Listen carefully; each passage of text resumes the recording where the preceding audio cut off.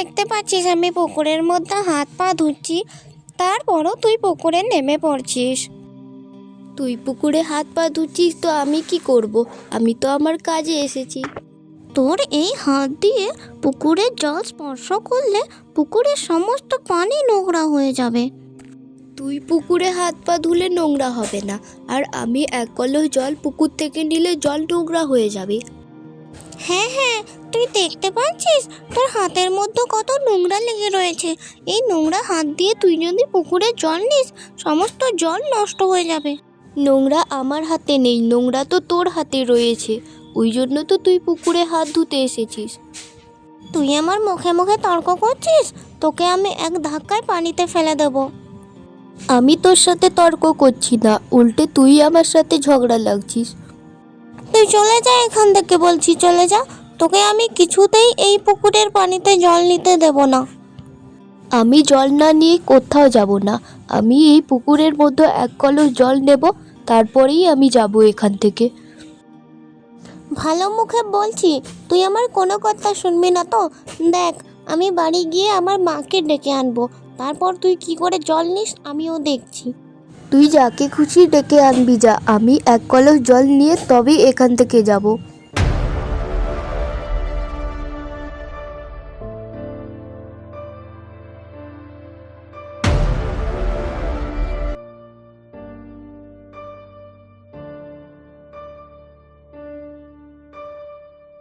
তাড়াতাড়ি বাড়িতে চল দিদি, তাড়াতাড়ি বাড়িতে চল। হারান চাচা আমাকে বলতে এসেছিল ঠাম্মা নাকি মারা গিয়েছে।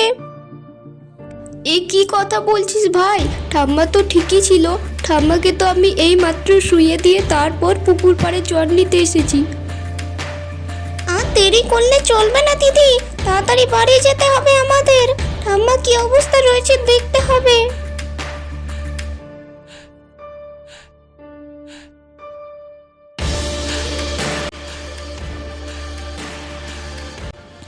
ঠাম্মা, ও ঠাম্মা, চোখ খোলো, দেখো আমি চলে এসেছি। ঠাম্মা, চোখ খোলো ঠাম্মা।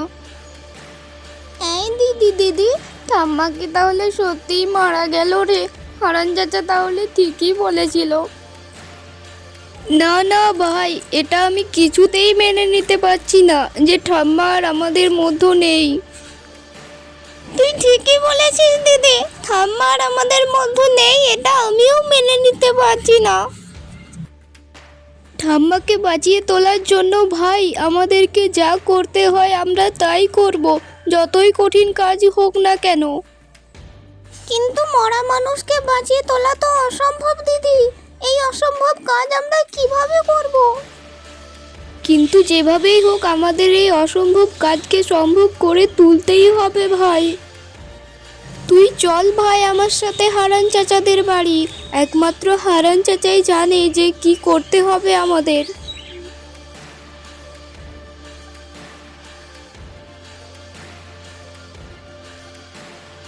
হারান চাচা, ও হারান চাচা, বাড়িতে আছো?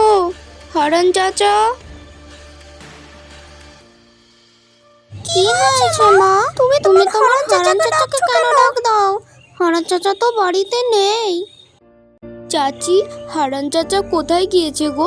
হারান চাচাকে যে খুব দরকার আমার। তোমার হারান চাচা এখন বাড়ি ফিরবে না মা। তোমার কি দরকার আমাকে বলো। আমার ঠাম্মি মারা গিয়েছে চাচি। একমাত্র হারান চাচাই পারে যে মরা মানুষকে বাঁচিয়ে তুলতে। তোমার হারান চাচা জানে না মা।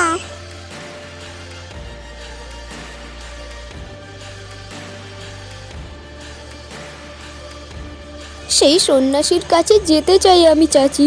কোথায় পাবো সেই সন্ন্যাসীর খোঁজ? সেই সন্ন্যাসীর খোঁজ পাওয়া এত সহজ নয় মা। সেই সন্ন্যাসীকে খুঁজতে গেলে অনেক পরিশ্রম আর মন দিয়ে খুঁজতে হবে। হ্যাঁ চাচি, আমি পরিশ্রম আর মন দিয়েই খুঁজবো। তুমি শুধু বলো ওই সন্ন্যাসীকে কোথায় পাবো আমি? উত্তরের প্রান্তে এক বিশাল গুহা রয়েছে। ওই গুহার মধ্যেই সন্ন্যাসী ধ্যান করছেন। সেই সন্ন্যাসীকে তুমি ওখানেই পাবে। ঠিক আছে চাচি, তোমাকে অনেক ধন্যবাদ। এই তো দিদি, চাচির কথা শুনে মনে হচ্ছে এটাই তো সেই গুহা, যেই গুহার মধ্যে ওই সন্ন্যাসী ধ্যান করছেন। হ্যাঁ ভাই, তুই ঠিক কথা বলেছিস, এটাই হলো সেই গুহা, যেই গুহার মধ্যে সন্ন্যাসী ধ্যান করছেন। কিন্তু দিদি, এই গুহার মধ্যে আমরা প্রবেশ করব কি করে? আমি তো কিছুই বুঝতে পারছি না। যেভাবে হোক আমাদেরকে এই গুহার মধ্যে প্রবেশ করতেই হবে ভাই। দিদি, চাচির কাছে তো কিছু জেনেও আসলাম না যে এই গুহার প্রবেশদ্বার কিভাবে। তুই কোনো চিন্তা করিস না ভাই, আমি যেভাবে হোক ওই গুহার মধ্যে প্রবেশ করব। ওই তো গুহার মধ্যে একটা ছোট্ট দরজা দেখা যাচ্ছে, চল ওই দিকেই যাই। কিন্তু দিদি, আমার তো খুবই ভয় করছে। এই গুহার মধ্যে যদি আমরা একবার প্রবেশ করি আর না বেরোতে পারি তাহলে কি হবে আমাদের?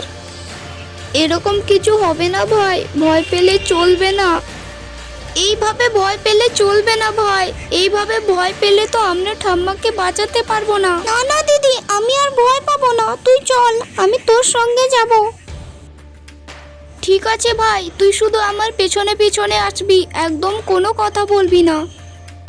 ও সন্ন্যাসী মা, সাহায্য করো আমাদের, আমরা যে খুব বিপদে পড়েছি গো, তোমার ধ্যান ভঙ্গ করার জন্য খুব দুঃখিত।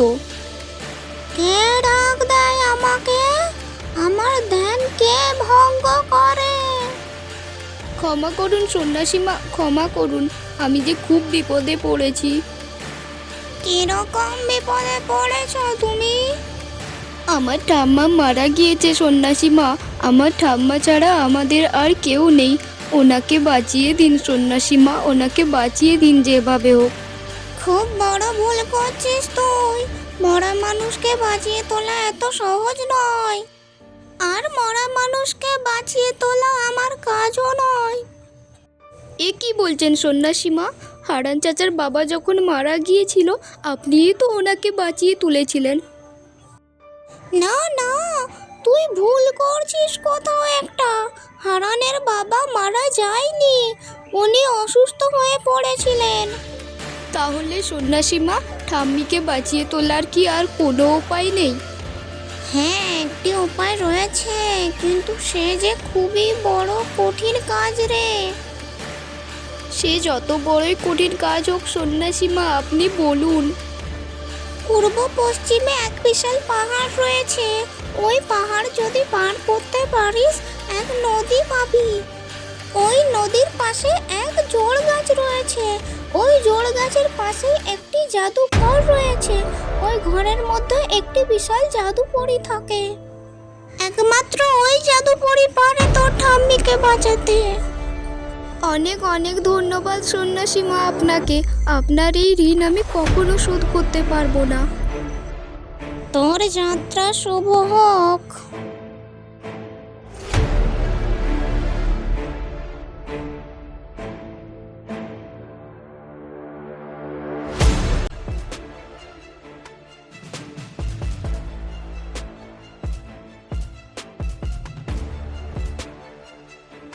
এই তো ভাই, পেয়ে গেছি আমরা, এটাই হলো সেই জাদুপরীর সোনালী কুটির।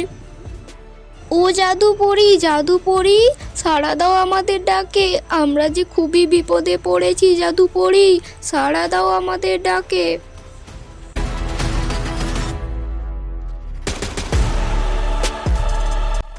এত মিষ্টি গলাতে কে ডাক দেয় গো আমাকে? ও জাদুপরী, আমি যে খুব বিপদে পড়েছি গো, সাহায্য করো আমাকে। আহারে, কিরকম বিপদে পড়েছো তুমি যে এত দূর দূরান্ত থেকে আমার কাছে সাহায্য চাইতে এসেছো? আমার ঠাম্মি মারা গিয়েছে জাদুপরী, আমার ঠাম্মা ছাড়া আর কেউ নেই, আমার ঠাম্মিকে বাঁচিয়ে দাও জাদুপরী। আহারে, এইভাবে বলো না, আমি তোমার ঠাম্মিকে বাঁচিয়ে দেব। তার আগে বলো, তুমি আমার খোঁজ কিভাবে পেলে? এক সন্ন্যাসী মায়ের কাছে খোঁজ পেলাম জাদুপরী, উনি বললেন আপনি খুবই শক্তিশালী, একমাত্র আপনিই পারেন আমার ঠাম্মাকে বাঁচাতে। আচ্ছা আচ্ছা, চিন্তা করো না তুমি, আমি তোমার ঠাম্মিকে বাঁচিয়ে দিয়েছি, বাড়ি গিয়ে দেখবে তোমার ঠাম্মি বেঁচে গিয়েছে। অনেক ধন্যবাদ আপনাকে জাদুপরী, আমি খুবই খুশি হয়েছি, কি বলে যে আপনাকে ধন্যবাদ দেব। ঠিক আছে, নিজের খেয়াল রেখো, আমি চললাম।